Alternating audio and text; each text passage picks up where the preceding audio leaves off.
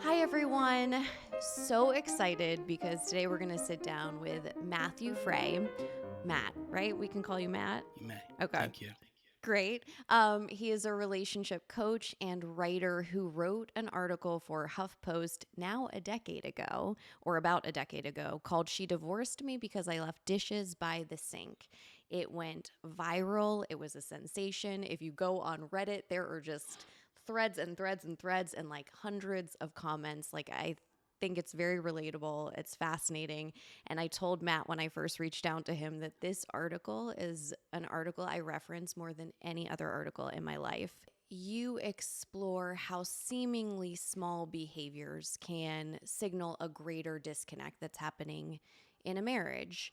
And you witnessed it in your own marriage, and sadly, it led to the decline of that marriage and dissolution of that marriage. But since then, it seems like you really investigated your own behavior and your own part in that, and now have kind of come out with a greater understanding of what was actually being asked of you as opposed to what you perceived was being asked of you, Yeah.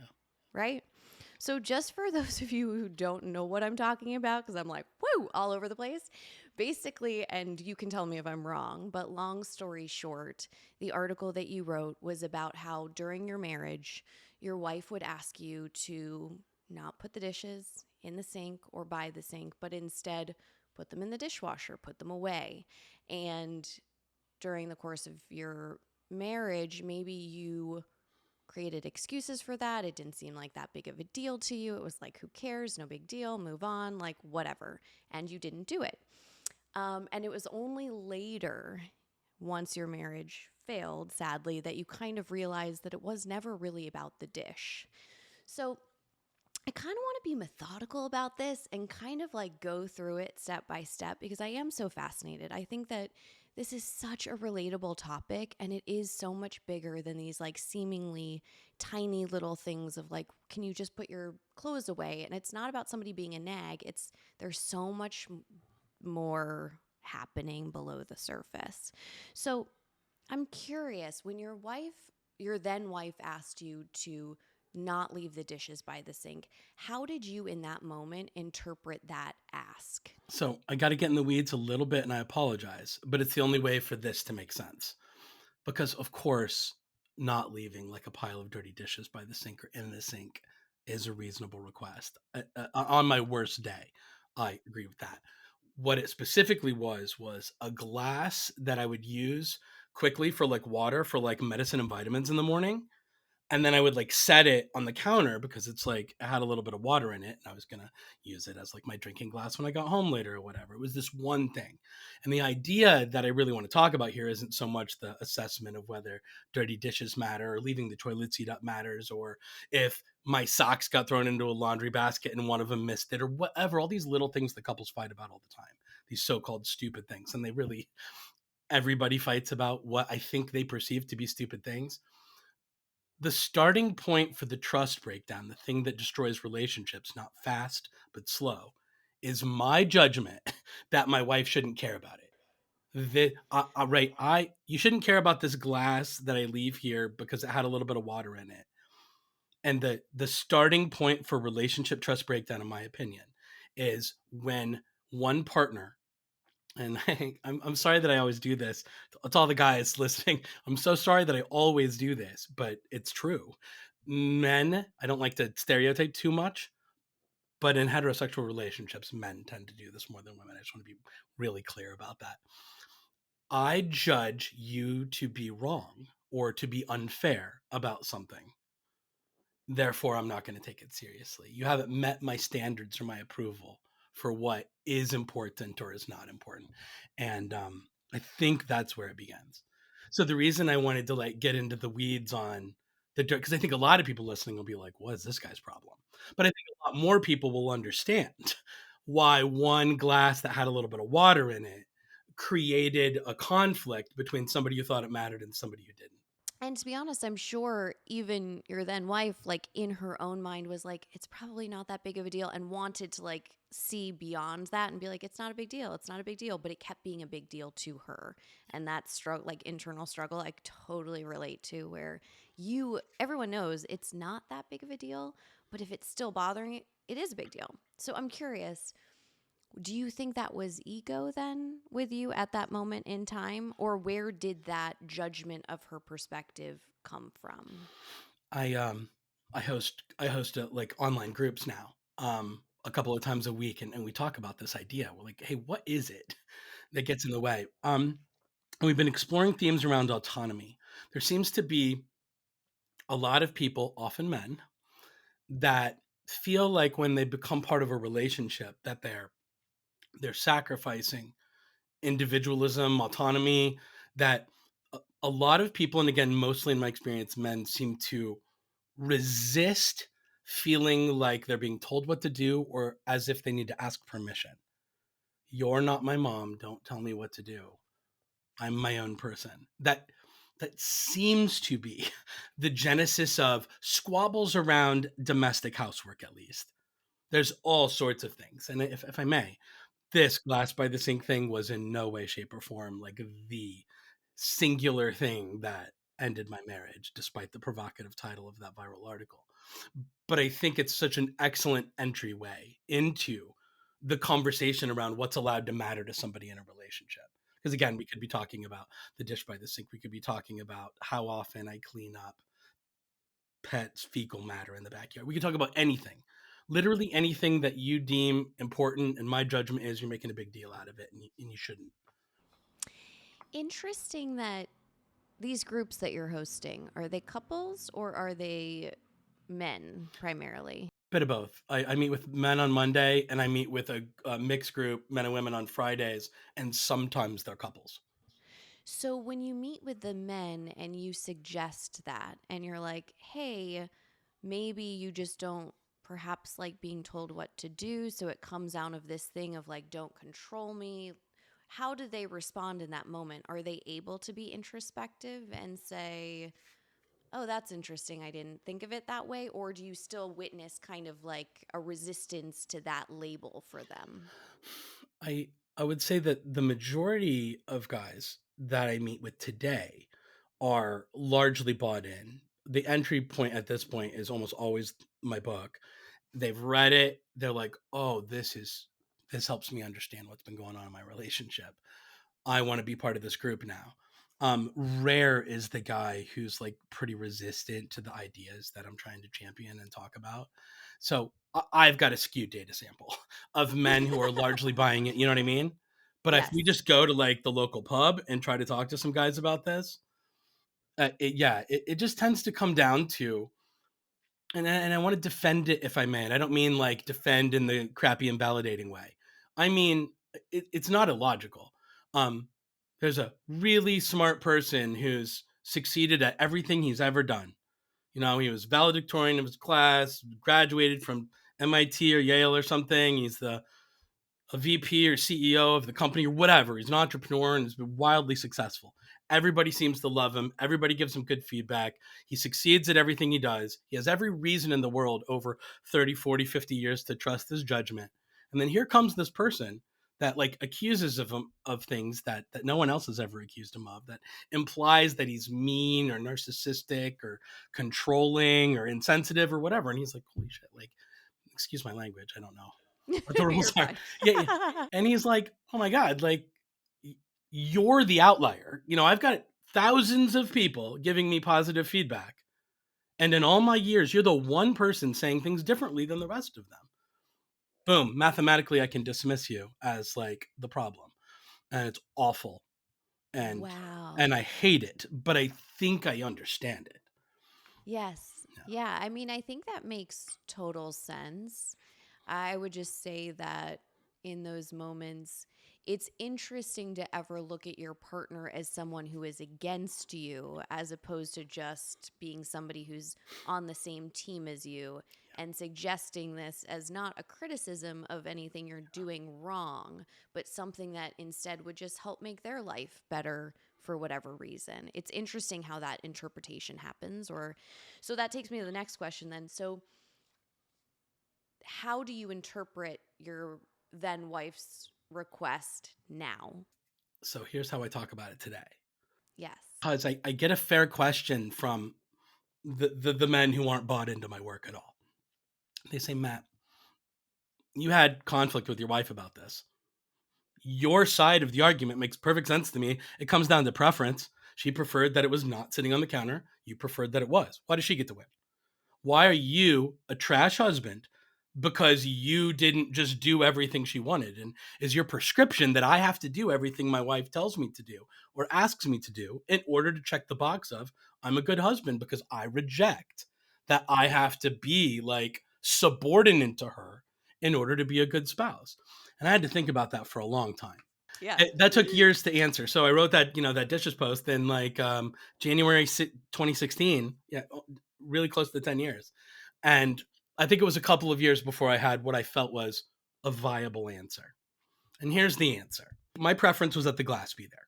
When I walked into the kitchen, wishing the glass was there, air quotes, because like, how much do I care? And it wasn't there. I could go into the dishwasher and grab one. I could go into the cupboard and grab one. And I, at no point did I feel pain, did I feel disrespected, did I feel resentful. Just grab a glass and do that. No problem. It was like fine. And fair or unfair, right or wrong, no matter what anybody listening or who has ever thought about this idea thinks, when my wife walked into the room and the glass was there, she experienced pain, real life pain, not in the first week of the relationship, in like year 10 of the relationship. When here is another example where I have expressed what matters to me and something that I wish for to my husband, and one of two things happened. He either left it there on purpose because he's like, I don't really care how you feel, and I do what I want. When what you and I want comes into conflict, I choose myself over you. Boom, I'm putting the glass there because that's who I am, and that's what I want. And I'll you know what I mean? I'm always going to choose my way over your way. It could signal that. That's not what it was, by the way. It wasn't me like staking my claim and making a power play, although that's done plenty of times in relationships. The only other thing it could have meant was I left it there in sort of a thoughtless, careless, this is insignificant. And that is the version of it that was me and most of the people, usually men, that I encounter in my work. It's not this like manipulative, deliberate, egotistical power play. It's this thoughtless, careless blind spot around what this signifies and is experienced by the other person.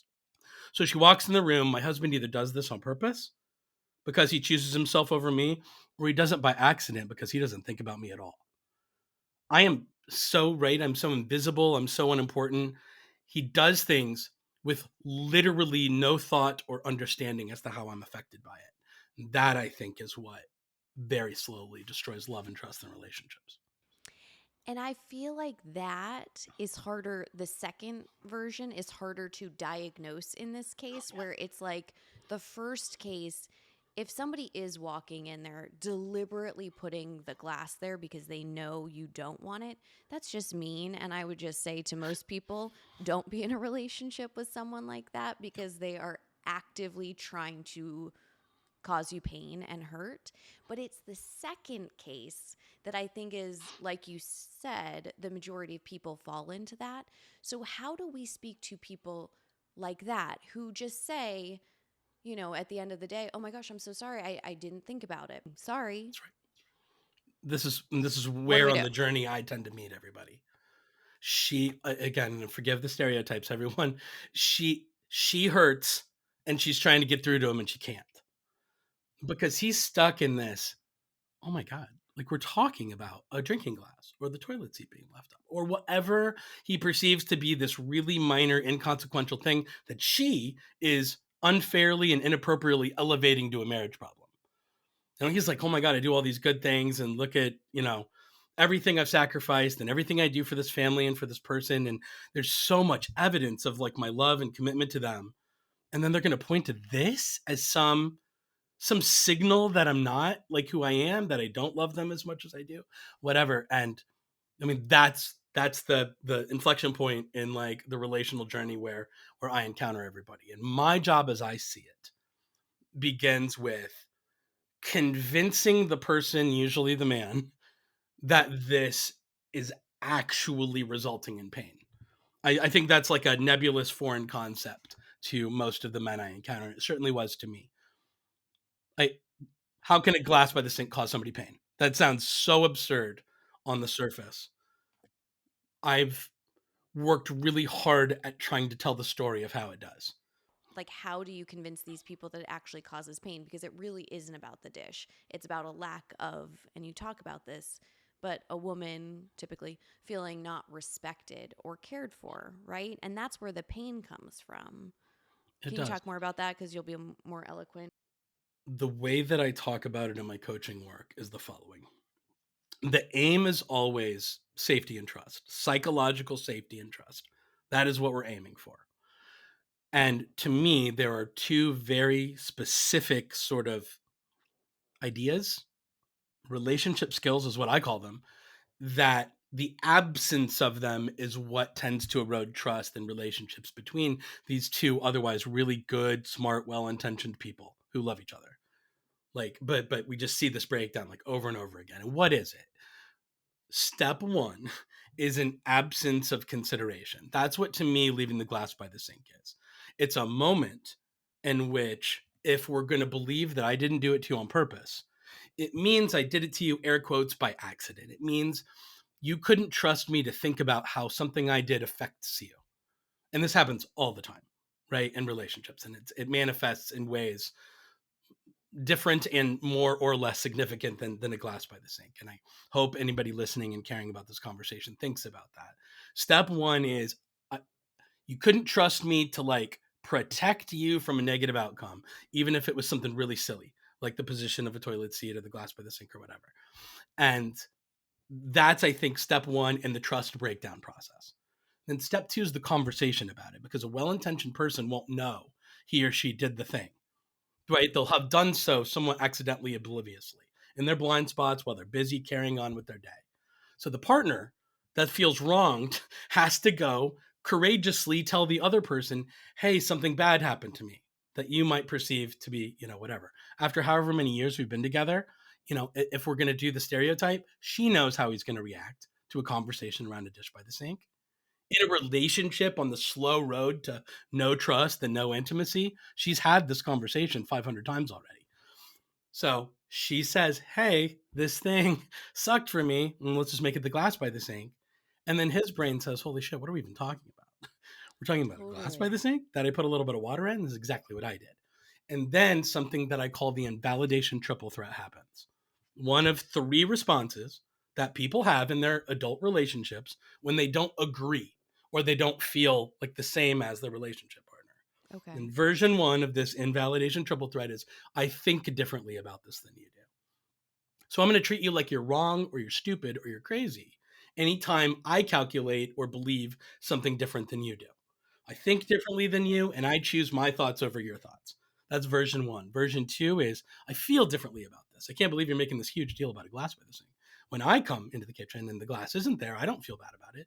So why would you make this big thing? I judge you to be feeling inappropriately or unfair about this. Feel more like me because I choose how I feel about it over how you feel about it. It's version two. And version three is defensiveness.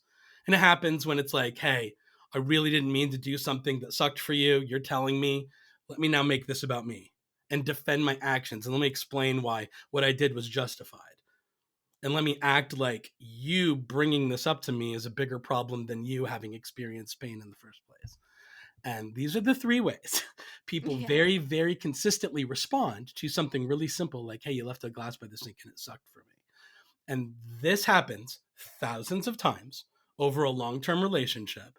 And here's the result. If you're the person saying, hey, this hurts me when you do this, you learn that if I come to you with a problem and you don't think or feel the same way about it that I do, that you're going to imply that I'm wrong or that I'm stupid or that I'm crazy or that I'm weak, that I'm Yes. hypersensitive, that I'm overreacting, or you're going to defend yourself. And so every time I'm hurt and you don't think I should be, you abandon me to be hurt alone. Every time. You choose your thoughts and feelings and preferences over mine, and you always will, because that's the data trend. Over all these years, we've had this conversation. This is how I believe relationships end, and it's so it lacks drama, right? It's so like gradual, and it sounds so silly to people. I just find this to be really dangerous. It because it sounds stupid. It sounds like we're having a disagreement about a dish by the sink because that's one way to talk about it. The other way to talk about it is the thousandth time I told you I will always choose me over you. Mm-hmm. But what do you say to the men or women watching this right now where it's like, but why? Why does that glass by the sink cause you pain? Like why? Why? Like, yes, you feel alone, but like who cares? Like what? Like why do you feel alone in this moment? Because the glass is by the sink? Like it just feels like this is becoming too much. I understand, and listen, that's a choice people are allowed to make. Is here's how I would say it. Would respond to the guy that says that or the person that says that. You are allowed to evaluate your relationship partner as unreasonable and irrational. They have boundaries and values that you're simply going to not honor, and you're allowed to tell them that. You are. Like I think it's the end of your marriage, but that's a choice. I think the other choice in a committed partnership is to say, I choose to carry the weight of your boundaries and your values as voluntarily signing up to be with you. It, Totally. yeah, And it's so interesting because it's like just because you don't care about the glass at the sink, but you know that your partner does. If you love someone, why is it so hard, right? Like if don't you want to make their life easier? Like sometimes I think it's good for both parties to come together and be like, we're all maybe OCD, super specific about certain things that we like that are weird or could be weird. And maybe it's just healthy to come together and be like, I know this is weird, but this means a lot to me. What's weird for you that I could do to make your life easier? Because I'm happy to do it. yeah. The dynamic that what you just said makes me think about, and again, I hate gender stereotypes, but it's like, it's true. A lot of men withhold truth in their relationships. So a lot of men are bothered by these so-called little weird idiosyncratic things. Something you do bothers me, and then the man will nobly, vigilantly, like, not make it a marriage problem. I'll keep it to myself. This isn't a big deal. And then Yeah. right, and then they like bring it out in like the next major fight. Here's the 78 things that I didn't complain about, but I'm going to do it right now because I'm fed up with you. So the process tends to involve a partner communicating in real time, often women, saying, "Hey, something's wrong and I'm trying to communicate and let you know." And then he, when these things happen, is like not communicating. It's like sort of dishonesty by omission, and it's well intended, but it destroys. Well, I don't know if you remember, I said at the beginning, the aim is trust. It has to be. I just think trust ranks so much higher than love in terms of correlating with relationships that make it. And I don't know, that may or may not be a popular idea. I haven't like I told love anybody that. about it, but I think most people are like, well, I love them so much, it's going to work out. And I'm like, I assure you, love will not save your relationship. Trust will absolutely forge it and keep it together for as long as you want it to. Um, and so, anyway, I don't know. That's it. I have to be someone who tells the truth about what I think and feel. And many people, often men, fail to do so relationally because of discomfort, because of ideas around, I don't want to burden them with my insensitivities or insecurities. And they think it's healthy, and it's really horribly not. And again, I just think a lot of boys are raised to not do that. And a lot of young women are raised to be emotionally honest socially. I was just gonna say, it's so funny that you said that because I was literally just gonna say, how much of this do you think is a product of our society? I think it's changing, but I don't think a lot of men are, I don't wanna say a lot of men, but some men, it's okay. Let me rephrase this because I wanna be super careful about how I speak about it because I have a lot of men in my life who actually are very emotionally intelligent and are able to talk about their feelings. But interestingly, that didn't come until a lot later in their life when maybe they were prompted by women later. Um, but yeah, I do feel like our society, it's always been more okay for girls to share feelings at a young age. And as a result of that, I think we know how we feel. We're able to talk about the nuance of our feelings pretty well. And I think I wonder if sometimes with men hearing that it's like a new language sometimes to go that deep. And that's not to be patronizing or No, rude. it's not. Like we're all capable of it, but I don't think society necessarily looks at men and gives them the tools that they need.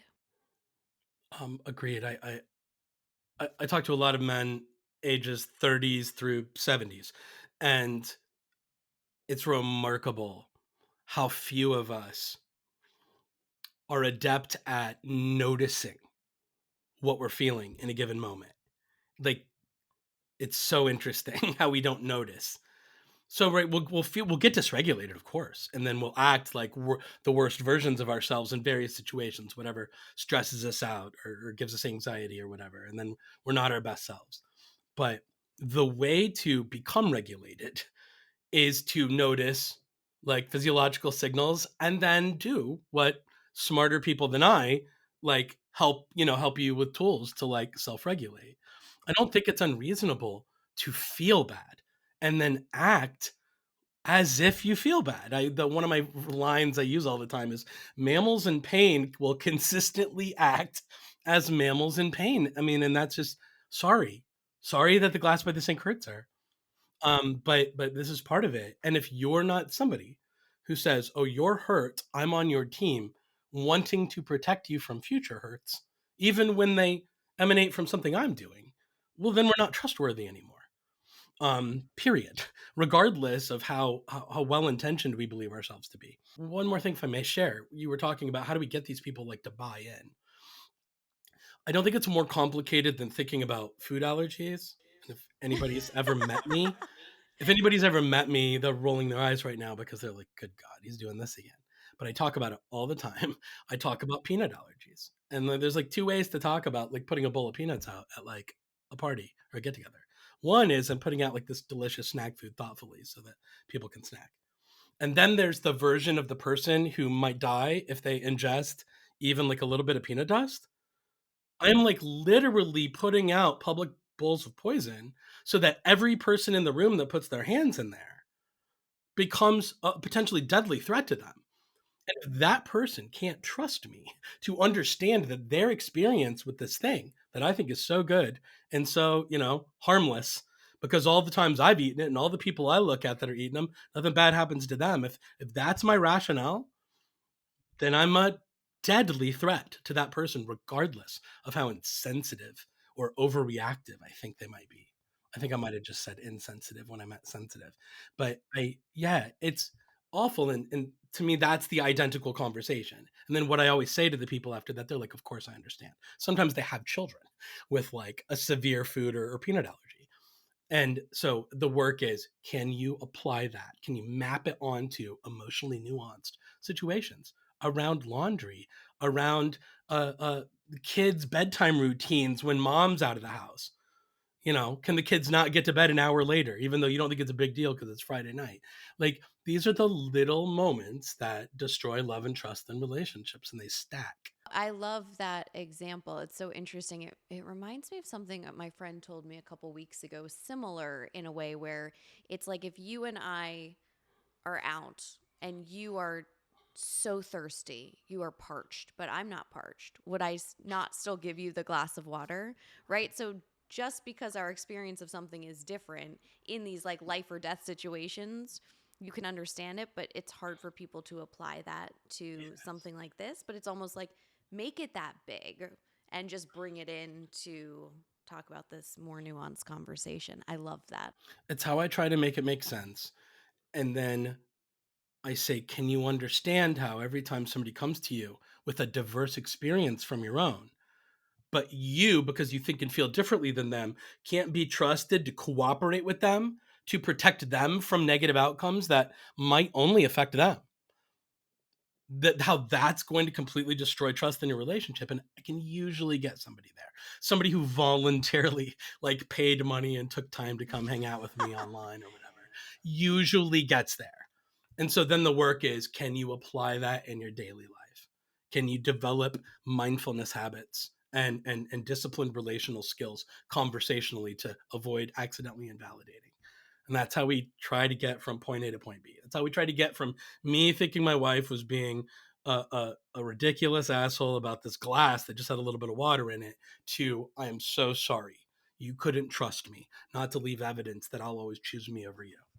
Mm-hmm.